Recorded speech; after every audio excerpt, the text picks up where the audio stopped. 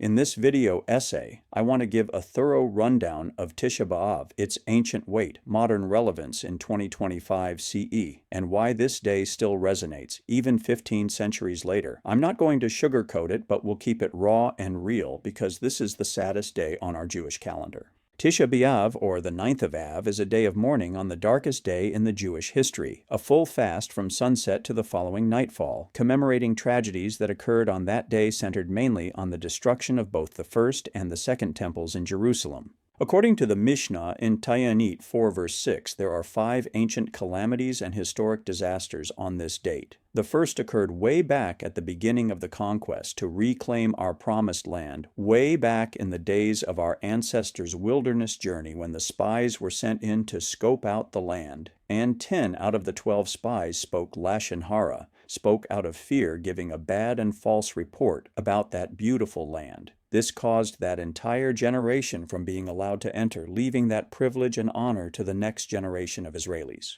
The next horrific event that took place on this date was the destruction of Solomon's temple in 586 BCE by the Babylonians, followed several centuries later with Rome utterly desecrating and destroying the second temple in 70 CE. On the heels of that tragic event was the fall of Beitar in 135 CE, fully ending the somewhat successful 3-year Bar Kokhba revolt and the death of Rabbi Akiva. The fifth and final calamity was Rome plowing the Temple Mount into fields a year later. The broad sweep of sorrow was so deeply felt and ingrained into our Jewish hearts and souls that over time, communities added remembrance of later disasters such as our expulsion from England in 1290 CE, the Spanish Inquisition and expulsion in 1492 CE, which my own ancestors were victims of, World War I starting in 1914 CE, marking the beginning of calamities leading to the Holocaust under Adolf Hitler, and then the deportation of the Warsaw Ghetto in 1942 CE. Most recently, the October 7th, 2023 Hamas-led attack on Israel and the subsequent tragic aftermath we are still a part of as of the recording of this episode, and which has become part of Tisha B'Av Kinnot, dirges.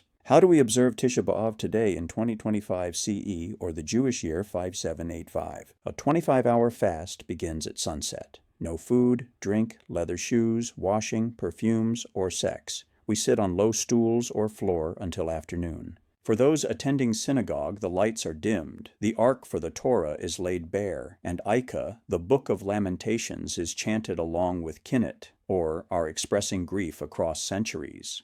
Torah study is limited to texts about tragedy and hope, such as the books of Job, Jeremiah, etc., but no general studies. The final meal, called Suda HaMafseket, before the fast, is intentionally sparse, usually just an egg dipped in ashes, bread, water, eaten sitting low, with no communal Birkat Hamazon, blessing. All that said, what does it really mean for us now, both in Israel and for Jews still in diaspora? In Israel, it is a legally enforced public mourning. Restaurants and entertainment are closed on the eve and day of Tisha B'Av by law and is seen as a national day of mourning. Violators face stiff fines. Surveys have shown fasting is still meaningful. Roughly 22% of Jewish Israelis fast, 52% avoid leisure activities. Even secular Jews living in Eretz Israel often respect it by skipping recreation. Across the world, Jewish communities across North America and Europe incorporate the 2023 Kinnot into services. The day bridges past and current pain, emphasizing collective memory and continuity amid trauma.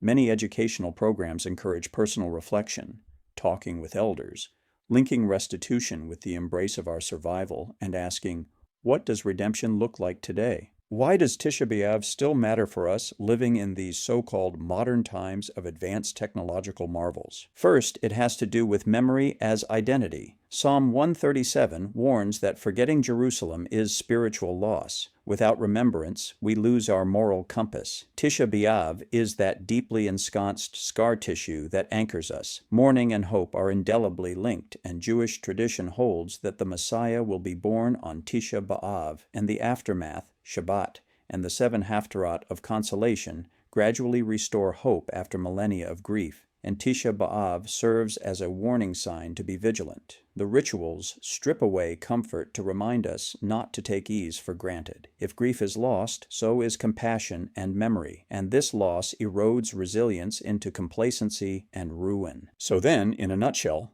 Historically, we mourn the spies bad-mouthing Hashem's promised land and are reminded of its true beauty, the temple's destructions, our exiles and genocides over the centuries at the hands of foe and even sometimes one-time friends.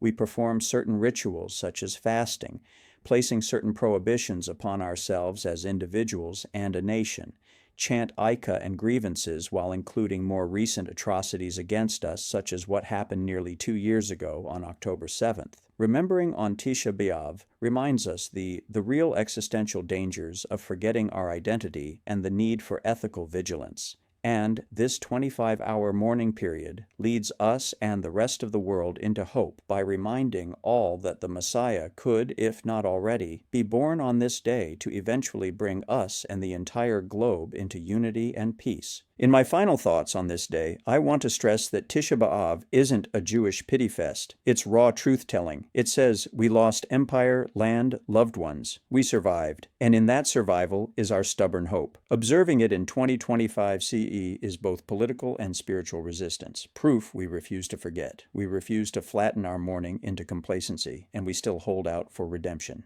That's all for now. As we enter Tisha B'Av, stay strong, mindful, and hopeful. Until next time, this is Shmuel ben Shlomi wishing you shalom.